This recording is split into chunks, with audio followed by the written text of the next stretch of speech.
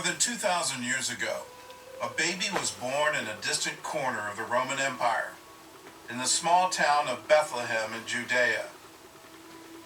It was a simple birth, but one that would reverberate around the world. For the next 2,000 years, the story of the Nativity would be celebrated, debated, exaggerated, and sometimes even banned. But today, the birth of Christ is the biggest holiday on the Western calendar.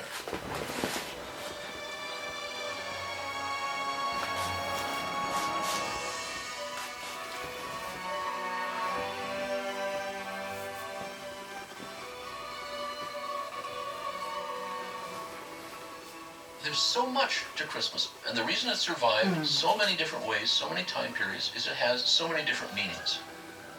You can celebrate the awesomeness of God. You can prophesy his second coming. You can look back to God's promises in the Old Testament. The incarnation is a big thing to celebrate, totally upending every concept of how a God would appear. Not in a palace, not in majesty, not with power, not with might. Helplessness. He has to be sheltered by a young woman. How can we not love a God who puts himself through that for us?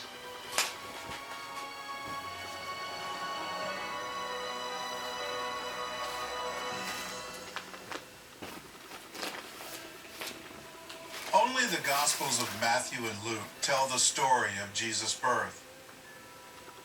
It wasn't mentioned in the letters of the Apostle Paul, and the first century church never celebrated the Nativity. It wasn't until 200 years later that Christians became interested in Christmas. So why the sudden change of heart? One of the things that provoked a change in their thinking was the rise of a heresy called Gnosticism. And Gnosticism believed that Jesus only had a spiritual presence, that he only seemed to be here. In order to counter this heresy, Christian theologians had to stress the physicality of Jesus, his birthplace, the place in a cave or an animal shelter where he was born, the fact that he was wrapped in swaddling clothes. All of that became important to stress that Jesus had an actual physical body that suffered on the cross. There certainly was a lot of dissent in the early church about whether or not we should celebrate Christmas. Ironically, someone called Origen who said that we should not be celebrating Jesus' origins. There are only two birthdays mentioned in the Bible. One is King Herod and the other is Pharaoh. Both are baddies, both celebrated by killing people. So in that sense, are birthdays biblically sanctioned? Perhaps not. If Christians wanted a holiday, they would need a date for their celebration. For many years now, people have suggested that the date of Christmas, December 25th, was chosen because there were pagan feasts that happened every December around the time of the winter solstice. Saturnalia was a big popular festival, all about food, all about having the god Saturn there at the head of the table. And people loved it because slaves got to become masters for the day. The masters would serve the slaves. There'd be presents, there'd be decorations of evergreens around the houses. Very popular celebration. Another suggestion was that it was because there was a celebration on December 25th in Rome to celebrate the birth of the sun god. And that opinion for a long time dominated. But actually, when we look at our sources, we see that the date of December 25th was assigned in around the year 200. It began to be mentioned as the possible date of Jesus' birth. The writings that talk about December 25th precede the institution of the sun god's birth on December 25th. So it could not be that the Christians were taking something from paganism, but rather that these two things existed side by side, and it's a coincidence. There's nothing pagan about Christmas in its origins. That goes against the Christian mindset of the time. Christianity in those early centuries was utterly bent on rejecting anything pagan. They would do so at risk of their lives. So how did December 25th become the date for Christmas? We have so few dates associated with Jesus' life and death. The only thing that the early church really knew was that, according to the Gospel of John, Jesus died on the 14th of Nisan. at Passover time. That's a fixed date in the Jewish calendar. And really, that date became a key to unlock for the early church what they would propose to be the date of his birth. In Jewish thought, there was an expectation that creation and redemption would take place on the same day. Now, the Christians knew with certainty that Jesus died at Passover. Tertullian suggested that in the year that Jesus died, the 14th of Nisan fell on March 25th. Why was this important to them? If creation and redemption happen on the same day, then they assumed that Jesus was conceived on the same day that he died. And then the next part was a simple math forward, add 9 months, and we go from March 25th to December 25th. In the West, working from the church fathers prior to the time of Constantine, we see the establishment of December 25th already as the date in which we commemorate the birth of Jesus. In 336, the Church of Rome officially proclaimed December 25th as Dies Natalis Christi, or the birthday of Christ. But while Western Christians accepted that date, the Eastern Church celebrated on January 6th. Calendar issues are always complicated, and in the Eastern Orthodox Church, they continue to celebrate the birth of Jesus on January 6th, whereas in the West, we celebrate on December 25th. The difference between these two dates happens because of the change from the Julian calendar to the Gregorian calendar, so we know that we celebrate differently. In the Western world, January 6th became a feast day known as Three Kings Day, or Epiphany. Epiphany means manifestation, and we use it to celebrate the manifestation or appearance of Jesus in a number of ways. The first one is connected with the Nativity. It's the arrival of the Magi. They were supposed to have arrived on January 6th. And then we also use it to celebrate the baptism in the Jordan, where God identifies him as his son. Over the next few centuries, the time between Christmas and Epiphany became known as the 12 days of Christmas. Christmas arrives, then it's the time for feasting. And the Council of Tours in 567 decreed that it be 12 days of feasting. And Alfred the Great English king, made it compulsory, so it spread all through Europe. It coincided with a dead period in the agricultural year. Nobody was doing much anyway, so it was a good time to party. I think really the idea of 12 days of Christmas is really just a way of keeping both sides of the church happy. Because what else is Christmas for but keeping both sides of your family happy at the same time, really? Once Christians established a date for Christmas, they needed to find the location where it took place. So in AD 326, the Roman Emperor Constantine sent his mother, the Dowager Empress Helena, to the Holy Land. Her assignment was to rediscover the sites where Jesus had been born, crucified, and raised from the dead. Her two big discoveries were the discovery of the tomb of Jesus and the Church of the Holy Sepulchre, and the Church of the Nativity, finding the cave, the birthplace of Jesus. The Church of the Nativity in Bethlehem was built on the spot where local Christians believed that Jesus was born. 200 years earlier, the Roman Emperor Hadrian had expelled the Jews from Bethlehem. Then, to honor the Roman gods, he planted a grove of trees over the site of the Nativity. Romans tended to build their temples deliberately on rival religions' holy sites, so that both the Church of the Holy Sepulchre and the Church of the Nativity had pagan temples on them before Constantine and Helena started Christian building sites there. The Church of the Nativity was dedicated in 339, and it's the world's oldest church still in use today. A recent restoration revealed a series of medieval mosaics, hidden for centuries beneath layers of plaster. This one shows a partial genealogy of Jesus, taken from the Gospel of Luke. and under the church's altar is a grotto visited by millions of people each year, and thought to be the place that Mary, Joseph, and Jesus shared with the animals. This silver star on the floor of the cave bears the inscription, "Here Jesus Christ was born of the Virgin Mary."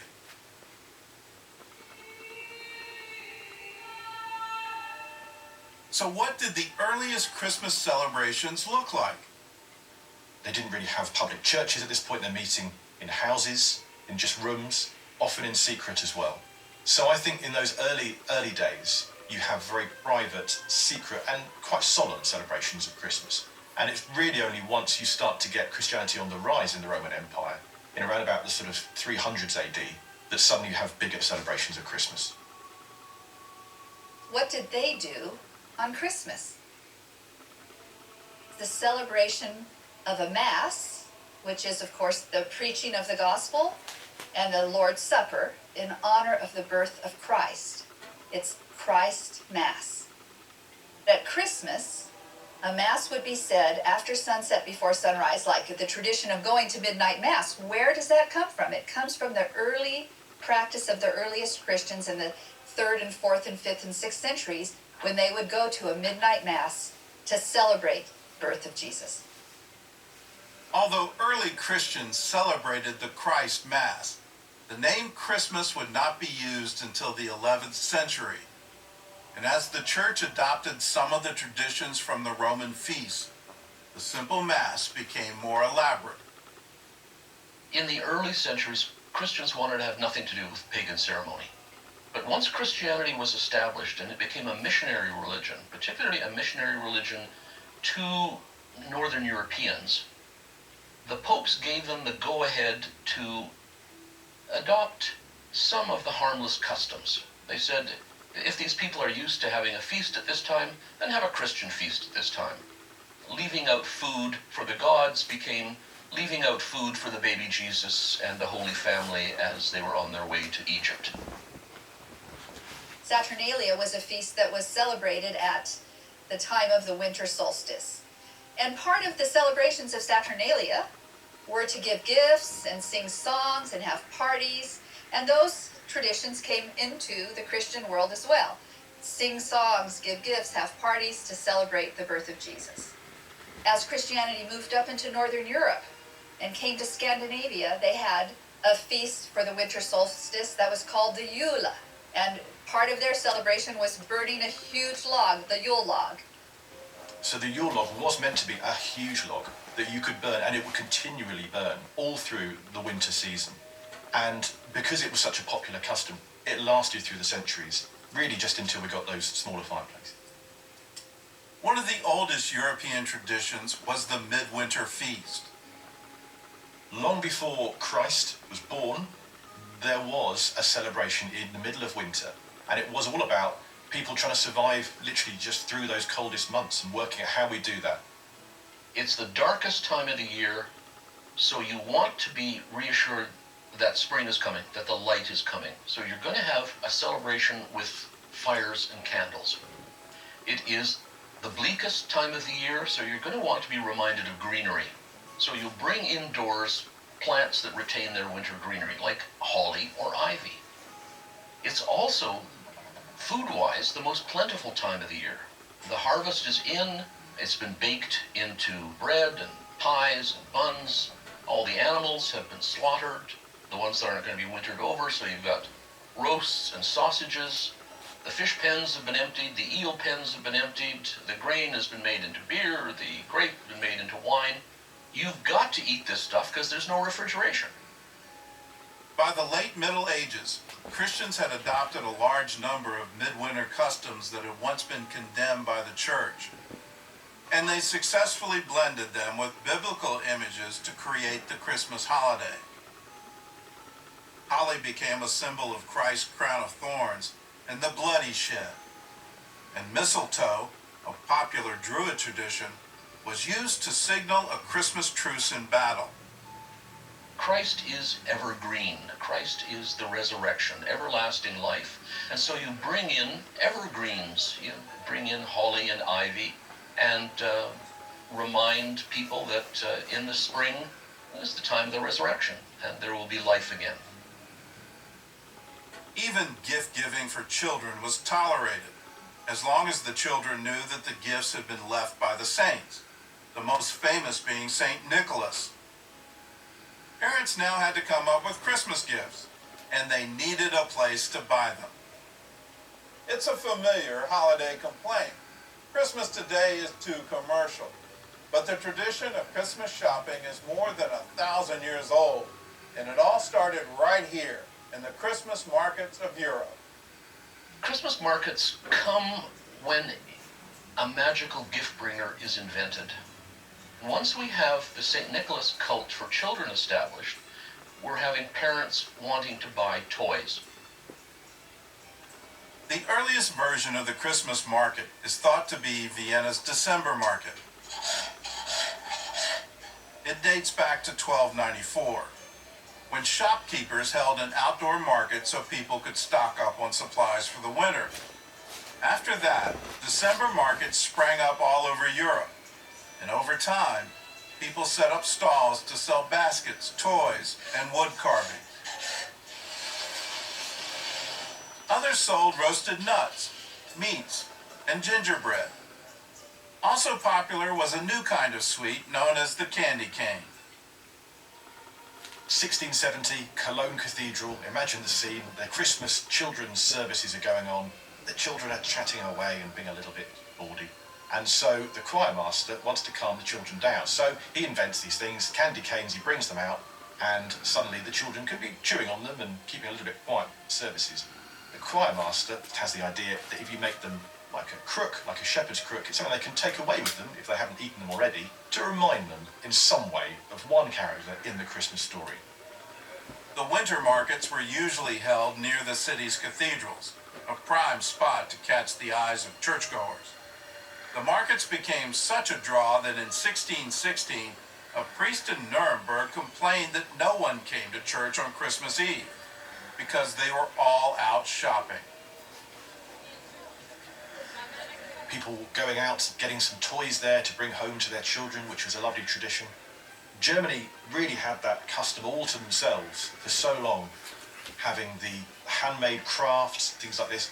And it was also the birthplace of things like the bauble on the Christmas trees, which had this lovely tradition where the glass blowers in the factory would just have a few too many to drink and have a bit of a glass bubble blowing competition, cast aside all of these leftovers. And when their wives would come and clear up all of the mess, as things were back then, don't shoot the messenger, it was a lovely collection of these huge baubles that they tried to hang on Christmas trees, were too heavy for the Christmas trees. But then with the new innovations coming through, they could find ways to make these lighter and eventually sell them in these Christmas markets that had been in Northern Europe for centuries. The first official Christmas market was the Stritzel Market in Dresden, Germany, which began in 1434. And while that first market lasted just one day, the Dresden Christmas market now lasts throughout the entire Advent season, drawing more than 3 million visitors every year.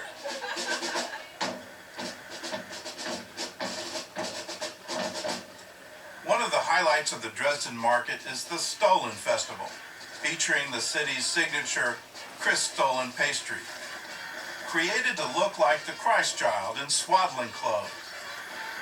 Every year, a giant stollen is baked and driven through the city on a horse-drawn cart. At the end of the parade, the pastry is cut and sold at the market, with the proceeds going to charity. This year, a children's hospital. It's so much fun. You get to go out, the air is nippy, but you have your hot chocolate or your Glühwein, you've got a cinnamon pig in one hand, and your kids are looking for toys, your wife is buying ornaments. It's a splendid idea. As Christmas celebrations became more popular in the Middle Ages, the image of the Nativity took center stage. The Bible describes a virgin giving birth in a stable, a child lying in a manger, shepherds being visited by angels, and wise men following a star. The Gospels give us the basic picture of the Nativity, but starting in the 2nd century after the birth of Jesus, Christian writers started adding to that picture to create the nativity scenes we see today. By AD 125, Christianity had spread from Jerusalem throughout the Middle East and even into parts of Europe. The last book of the Bible had been written, and 2nd century Christians began searching for extra details about Christ's birth. People for the last 1900 years have thrown up stories around Christmas. Some of them stick, some of them don't. Once we have a story, we want the pre-story and we want the sequel. What happened to Indiana Jones when he was a kid? Why have we resurrected Han Solo? The earliest known image of the Nativity was found in the catacombs of Priscilla in Rome. The fresco, which dates to the early 3rd century, shows Mary and Jesus under a star, with an Old Testament prophet standing nearby. From there, the images became more elaborate. The first chapter of Isaiah says, "The ox knows its owner, and the donkey its master's crib."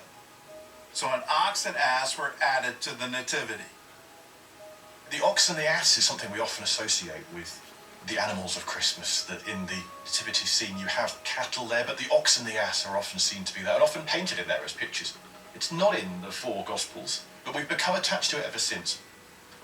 Many of the other familiar images come from Isaiah's 60th chapter. Verses 3 and 10 talk about kings arriving and ministering in Jerusalem, so the Magi became kings. Verse 6 mentions camels carrying gold and incense from the east, so the Magi were shown riding on camels.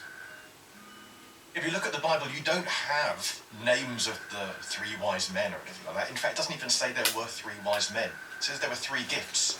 Could have been that each one had 1 each, which makes 3. It could have been there were 100 wise men. The front 3 had gifts and the back 97 didn't. It could have been 2 wise men. One had 2 and 1 in each hand. Who knows? All we know is it says Magi and 3 gifts. Then you get these later traditions coming in of Melchior and Caspar and Balthazar as the names of the wise men. But these are later traditions. These aren't in the Bible. When 2nd century Christians couldn't find the details they wanted in the Bible, they looked outside the canon, to the apocryphal books known as the Infancy Gospels. These Infancy Gospels, Proto-Gospels, full of imaginary stories, perhaps some true oral legend, but a lot of silliness.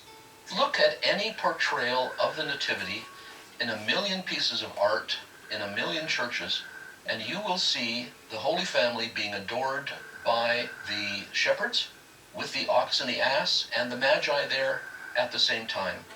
The Virgin Mary is always giving birth in a cave, which is not mentioned in the Bible.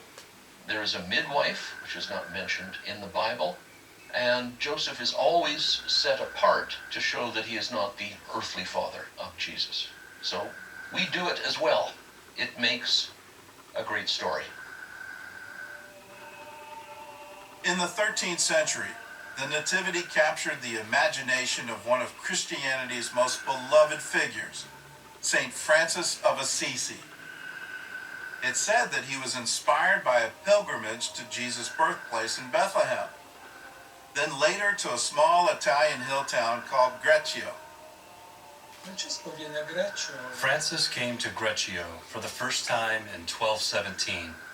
He was impressed by the mountains and the beautiful scenery, but also by the poverty of this area. He said that Greccio is a place that is rich in its poverty, and for that reason, it resembles Bethlehem. It was here in 1223 that St. Francis had the idea to recreate the Nativity. There had been nativity scenes before, but until St. Francis, early in the 1200s, there had never been a live nativity.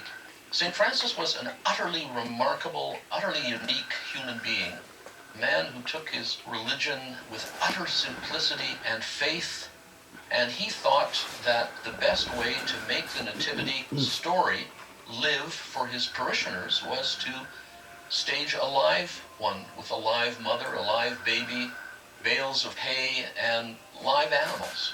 In fact, the name of the town in which it was situated, Greccio, becomes the word creche, which is a term for the nativity scene. St. Francis led a procession of villagers up the mountain, singing psalms. Then he preached about the babe of Bethlehem, too overcome by emotion to speak the name of Jesus. And legend says that while St. Francis preached, he had a vision of the Christ child in the manger.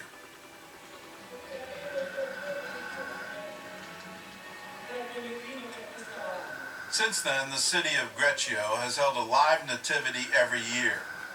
Villagers appear in a pageant about Francis, ending with a nativity in the same grotto he used in 1223. I believe it is very important to keep the nativity alive so we don't lose the true meaning of Christmas. The real significance is the birth of Jesus. And the very simplicity of what St. Francis did makes us understand that what gives light and beauty to this night is the birth of Christ. St. Francis died just 5 years after the first living nativity, but his influence on Christmas continues today. And at the time, a lot of the Christmas carols you would have were in Latin, and they reflected more on Christ's divinity. So St. Francis came along and said, we won't do it in Latin, we'll do it in local languages. So for him, that's Italian, but he had Franciscan monks doing translations in French, in English, across Europe. People are now writing songs and carols in their own languages. And it meant suddenly there was an ownership as well. It meant that actually the church no longer really owned the religious songs in the same way. You had local people putting on their own plays and putting on their own songs that they would then write, reflecting on Jesus, and as a human as well as anything. St. Francis may have focused on simplicity, but for the rest of medieval Europe, Christmas became an exercise in excess. The celebrations in church become more elaborate. We have shooting stars falling from the ceiling on wires. We have cribs on displays. We have processions. And they would have rather rude ceremonies in church in which the incense was replaced by burning old shoes, in which a donkey was brought into church, and instead of saying amen, people would say hee-haw. So excess is, I think, naturally part of feasting. All of that was about to change with the Reformation in Germany. The 1500s, in particular, is the time of reformations. This is when social control really takes over. And a lot of popular customs that were once celebrated are now frowned on. A lot of these wild and crazy clerical misbehaviors are cracked down on. And Christmas, at one point, becomes a target for these social reformers as well. A century later, a new group rose to power in England. And for them, the Reformation didn't go far enough. First, they dethroned the English king, and then they set their sights on Christmas. The Puritans hated Christmas. They hated popular culture, it must be said. They were enormously earnest about religion, but pretty much against people having traditional kinds of fun. And they're going to be a pain in the patootie to the English monarchy for years. I think the Puritans outlawed Christmas for a couple of reasons. I think one is that Christmas was a bit out of hand. I think from the castle down to street level, Christmas was a time of drinking, eating, and being very, very merry. Whether you were the king, whether you were the person at the street level, people are drinking at Christmas. And even those who were in church, is Christmas something to be celebrated anyway? It's not in the Bible. And of course, Oliver Cromwell and the Puritans weren't a fan of that. Anything, as far as they could see, had to be starting in the Bible. So anything that was idolatrous had to go, and that for them included Christmas. Sad things happen to Christmas when the Puritans come to power. Under the Puritan leader Oliver Cromwell, schools, businesses, and even Parliament were forced to stay open on Christmas. Greenery and other Christmas decorations were forbidden, and people were even fined for baking Christmas pies, which the Puritans referred to as idolatry in crust. Originally there were these Christmas pies, which were shaped like cribs or coffins, you could argue, and the theologically minded might like to think it was a bit of both as well, representing Jesus at the start of his life and at the end of his life. and these were very popular. Cromwell and the Puritans could not have this. It was idolatrous. You're celebrating something here which was very holy in the start of Jesus' life. So Christmas pies were outlawed. But of course, us Brits, well, we're not going to be told we can't eat some food if we want some food. We find a way around it. So we reshaped the Christmas pie, called it a mince pie, made it a round thing which didn't look anything like a crib or a coffin, and we've been eating them rather a lot ever since. The 18th century, Christmas is again attacked by the Enlightenment. Progressive thinkers who wanted to reshape Europe and the world reasonably, and popular culture took a terrible hit. In Austria, for example, the emperor was disgusted with the presence of large outdoor nativity scenes, so he banned them. And what the Austrians then did was to resort to making small indoor nativity scenes, which are still marvelous works of art. After the French Revolution, Christmas became not only unpopular, but also illegal. After a few years, the French Revolution goes extremely radical. They start killing people. They start not only de-Catholicizing France, but de-Christianizing it, trying to impose either atheism or a kind of godless deism. They melted down all the church bells to make canon for the French Revolutionary armies, and they forbade the celebration of Christmas. By the beginning of the 19th century, Christmas was on life support. When it was celebrated at all, it was marked by drunkenness, vandalism, and violence. Now, the middle class took alarm at this, and this is where Christmas starts to be renewed. From almost being dead, from being treated as something dangerous to society, in the 1820s, the 1830s, 1840s, a bunch of guys conspire to save Christmas.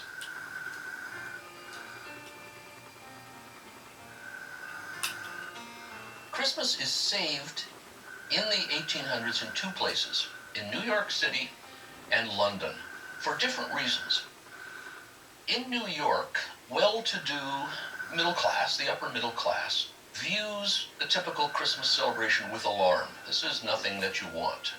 So is there a way to change Christmas, to bring it indoors, to domesticate it, take out the alcohol, maybe focus it on children? And that becomes the work of the New York Historical Society, poets, artists, and writers.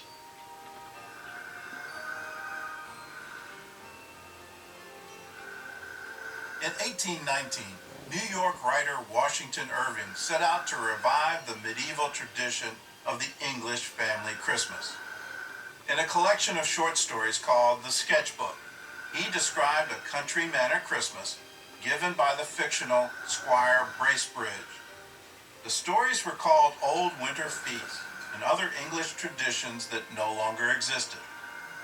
Irving's version of Christmas was not only popular with his American readers, he also inspired one of the greatest British writers of his day. So, certainly over here, in England, I'd like to apologise to America for the fact that, Dickens gets all the attention and Washington Irving doesn't. And I think that is wrong. I'm here the first to say Washington Irving deserves a lot more credit than he gets for Christmas. Particularly because he inspired Dickens, and he was writing about the rosy, cosy English Christmas before we even had a rosy, cosy English Christmas. And it was very nice, and there was food on the table, and there were party games, and there were children, and there was fireside stories and things like this. And Dickens really capitalised on this when writing then about charity and generosity and family, and yes, those fireside games, family all gathered around. And I'm sure those things did happen before with Christmas, but it took really, I think, Irving and Dickens to write them up and make it something that we aspire to have, and we still aspire to that each Christmas today.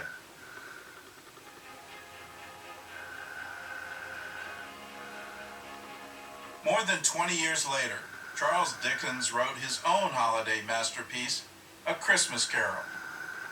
This book is written in haste, in a frenzy of creative activity by Charles Dickens.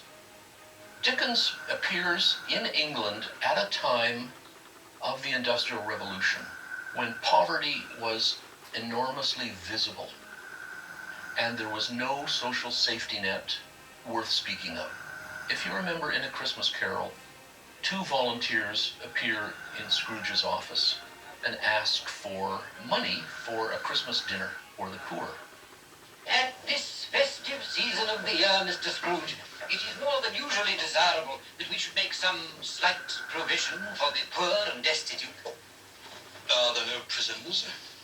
Plenty of prisons. And the union workhouses, are they still in operation? They are. I wish I could say they were not. I'm very glad to hear it. I don't think you quite understand us, sir.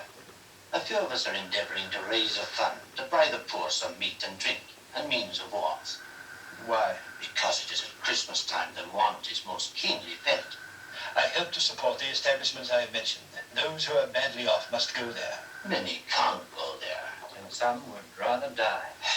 If they would rather die, they'd better do it and decrease the surplus population. Besides, it's not my business. Well, this is what Dickens is preaching against. What he wants is grace and charity, two Christian virtues. He wants forgiveness. He wants Scrooge to forgive his nephew for having been the cause of his sister's death. The nephew and his wife must forgive Scrooge. The Cratchit family, Scrooge's employer, must find it in their hearts at Christmas to say something nice about Scrooge. Scrooge's heart must be changed. Christianity had always been for charity, for grace, for forgiveness.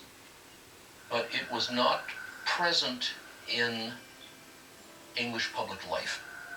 And here is Dickens saying, Christmas of all times, when the baby appears, is the time we should be tender-hearted. He reconnects popular Christmas with Christianity. It's all about redemption. It's about saving souls. It's about the importance of family, the importance of tradition, and the importance of charity. This book, again, goes viral. As older Christmas traditions were revived, new ones were added. In 1843, the first Christmas card was invented when Sir Henry Cole, a prominent British civil servant, commissioned an artist to design a holiday greeting for his friends. He printed 1,000 of them. The idea caught on. And today, billions of Christmas cards are sold every year.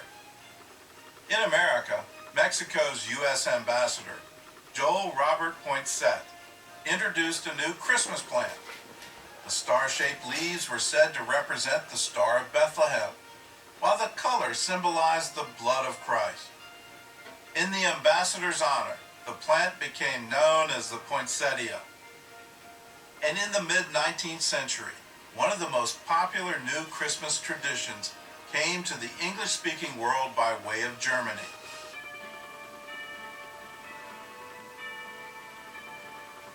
Celebrating with evergreen trees is a tradition as old as the Roman Empire, but the trees wouldn't move inside the house until the days of Martin Luther, who not only sparked the Protestant Reformation, but may also be the first person to ever light up a Christmas tree. It became customary in parts of Germany to go to the forest, lop off the top of a fir tree, bring it in the house, and hang it upside down from the roof. Martin Luther, it said, was the guy who put the candles on the Christmas tree. And the legend is that he was out walking in the forest, saw the beautiful starlit sky, and it reminded him of the Star of Bethlehem. And he came home and wanted to tell his wife and his children about this beautiful, foresty, starry scene he'd seen. But he couldn't find a way to explain to his family about how beautiful it was. So he thought, I'll go and cut down a tree, bring it back in, and put some candles on it. It would have been easier, use words probably. But he was a man of action, clearly. So he liked to nail theses to doors, and he liked to chop down a tree and put candles on it when he could easily just have a conversation. Over the years, the Christmas tree became popular with Germans, who added fruit, gingerbread, and paper ornaments to the branches. Back then, the tree topper was usually a model of the baby Jesus. But when the Protestants gained power and banned icons, the Christ child was replaced by angels and stars. In Nuremberg around 1610, a new decoration was introduced, tinsel, made with strands of real silver. At the start of the 19th century, the Christmas tree made its way to England through Windsor Castle. the home of the British royal family, who had all been born in Germany. The first British royal to bring the Christmas tree over was actually Queen Charlotte in about 1800, but she wasn't as popular as she could have been, so that didn't really catch on. And there were sporadic reports of Christmas trees across England, but not really in the same way as it did in the 1840s when Prince Albert brought over the Christmas tree. And people love Prince Albert, so suddenly whatever he does, we all do as well. Christmas trees popped up all over the place. And then it's really the picture of Albert and Victoria and the children, the princes and princesses, all around that Christmas tree. That was published in England, and suddenly people would see this and go, oh, well, that's what a beautiful family scene. We must get one of these as well. From England, the Christmas tree craze spread to America, and Prince Albert and Queen Victoria gave the world some other holiday traditions as well. Every year on Christmas, they ate a turkey dinner, and their children, like most Germans, got their gifts on Christmas Eve, a tradition still followed by the royal family today. For centuries, Christmas traditions have continued to evolve from secular to sacred and back again. And although Jesus was born more than 2,000 years ago, the version of Christmas we celebrate today is barely more than 100 years old.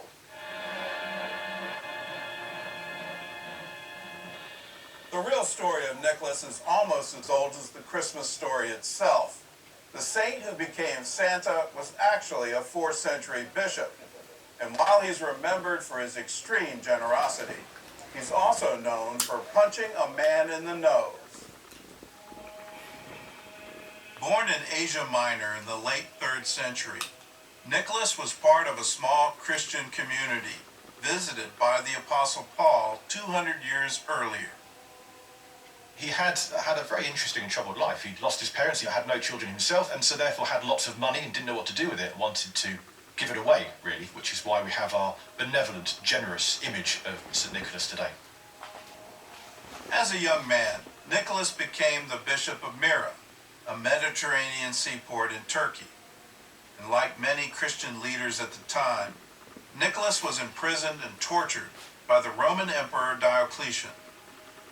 St. Nicholas was alive at a very turbulent time for the Christian church. It hadn't quite found its feet yet, and yes, it was growing, but there was a persecution from the Roman emperors at the time. In AD 313, the new Emperor Constantine made Christianity the official religion of the empire.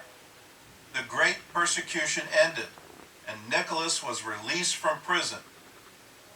12 years later, he was one of 300 bishops gathered at the Council of Nicaea to establish a unified Christian doctrine. While he was there, Nicholas confronted a man who questioned the divinity of Christ. He took so against a guy called Arius, who was the founder of Arianism, one of these heresies from the early church. St. Nicholas did not stand for that, so yeah, St. Nicholas did punch Arius on the nose. He probably deserved it. For most of his life, Nicholas had been quietly giving money away to people in need. He was especially known for dropping gold coins into the shoes of his neighbors. At age 73, he died and was buried in the church at Myra. Almost 1,700 years later, British scientists used forensic technology to reconstruct his face, based on his remains. The images revealed a man who was just 5.5 feet tall, with dark eyes and a severely broken nose, possibly a result of his torture by the Romans. After his death, various legends grew up around St. Nicholas, and although many of them aren't true, they still become part of our Christmas traditions today. Well, the famous story of St. Nicholas and generous nature was that particular one, of course, about the stockings. So he wanted to give money away, but did not want it to be known that it was him doing it. So middle of the night, you'll be hearing that over there was a man who hadn't got any money and he had 3 daughters and he was going to have to sell them into slavery. So Nicholas was passing and he threw a bag of gold, apparently, through the window, and it landed right in or by the stocking or shoe or boot, warming by the fire. There were 3 daughters, so he did this again another night for the second daughter. But of course, for the third daughter, the father had realised there's a pattern here, so he was there waiting, caught St. Nicholas in the act as he was throwing this bag of gold into the stocking, And St. Nicholas swore him to secrecy, and of course that man did not keep that secret particularly well, because we're all fairly familiar with St. Nicholas and that stocking gift to this day.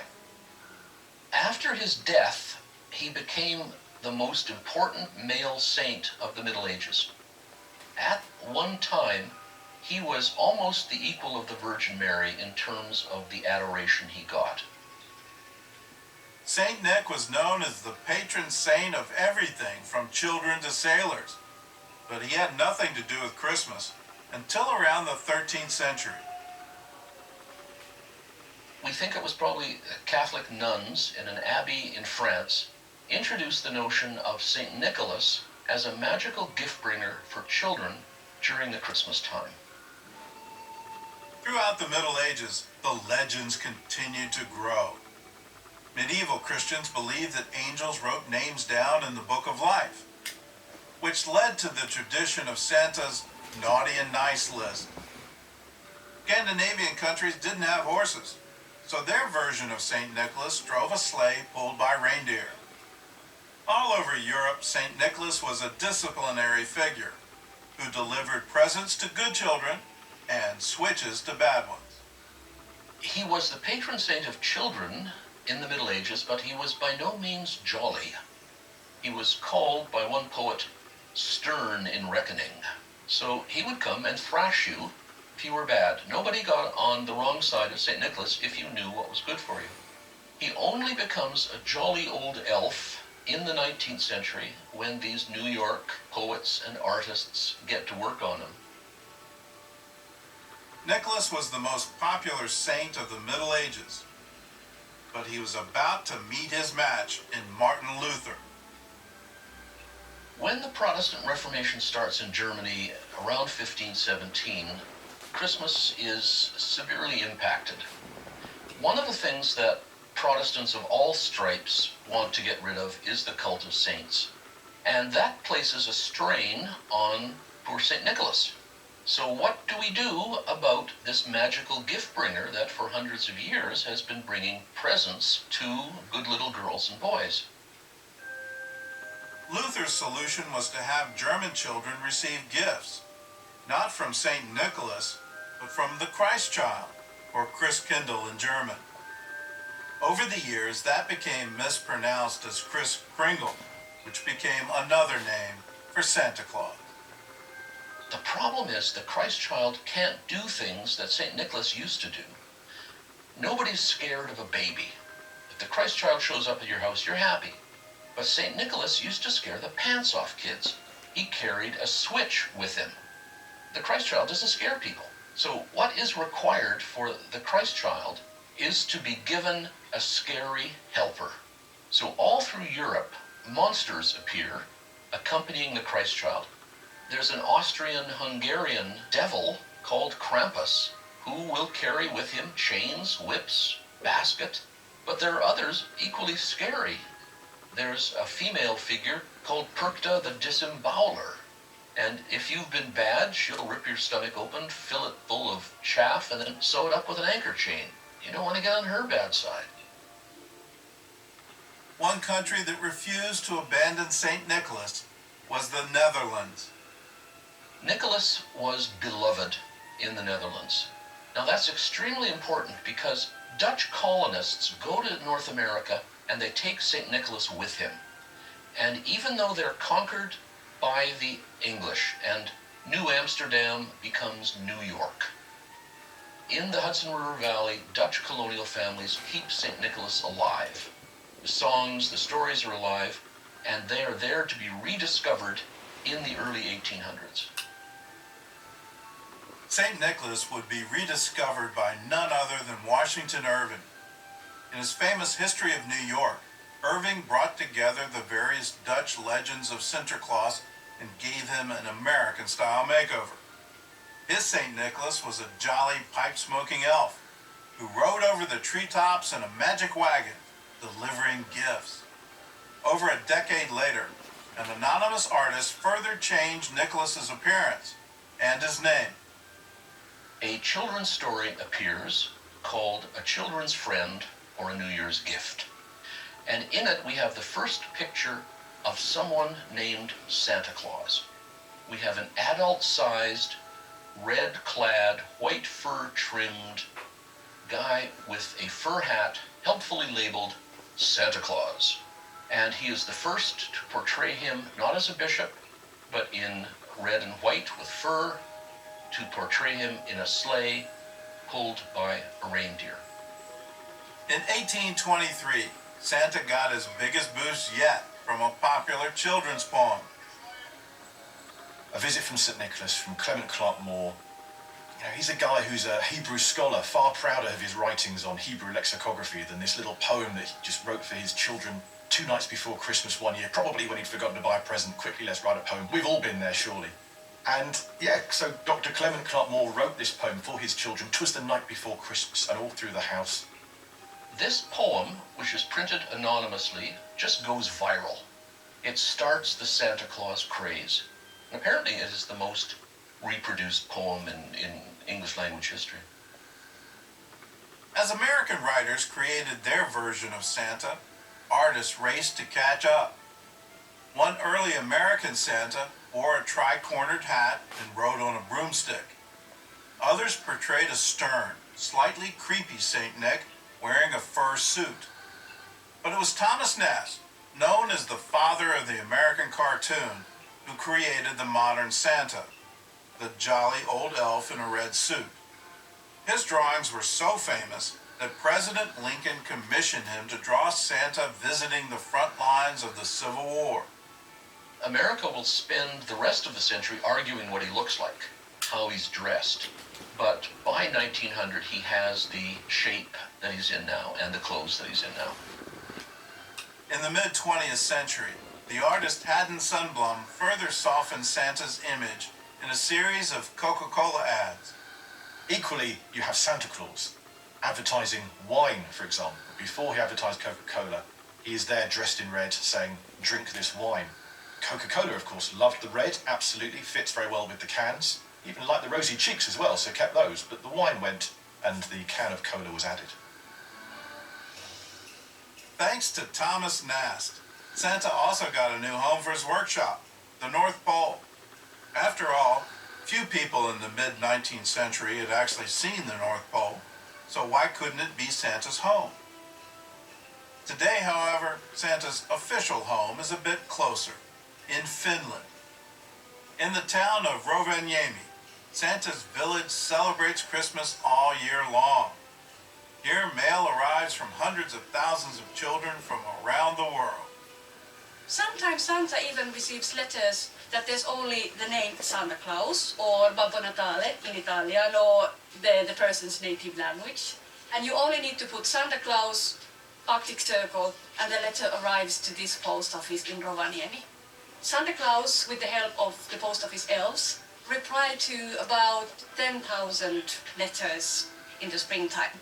And most of the reply letters are sent to schools, kindergartens, places where this one letter can reach a bigger amount of people. Here in Rovaniemi, Santa entertains children every day of the year.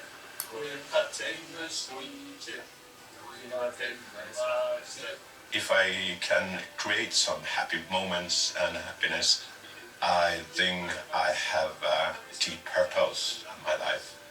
It's not a job, it's my life.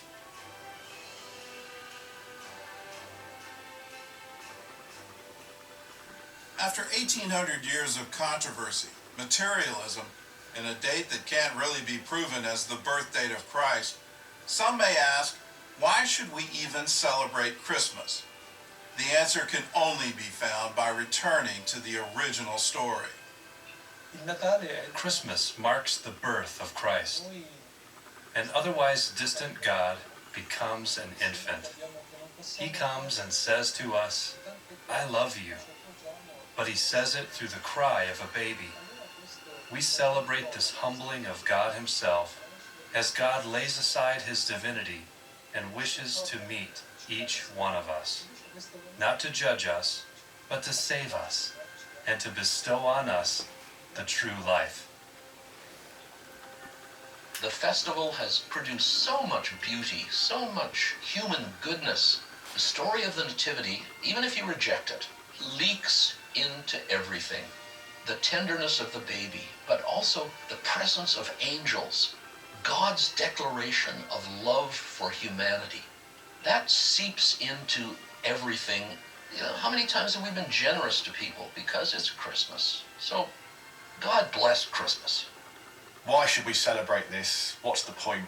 You know, is it all made up anyway? Bar humbug is what I would say to that. Santa Claus, in its origins, is a generous bishop who particularly had an attention for the poor and the people who needed help. It wasn't about pushy present buying, it was about helping people in need. And then the Dickensian Christmas and Washington Irving's cozy family Christmas, putting family at its heart and generosity and charity. And these are all very good things. And over the years, yes, we can easily forget, I think, a lot of those charitable and generous attributes to do with Christmas. But I think at its heart, it's a good festival and it's about spreading love and joy and having a goodwill to all men. So, as Tiny Tim observed, God blesses everyone.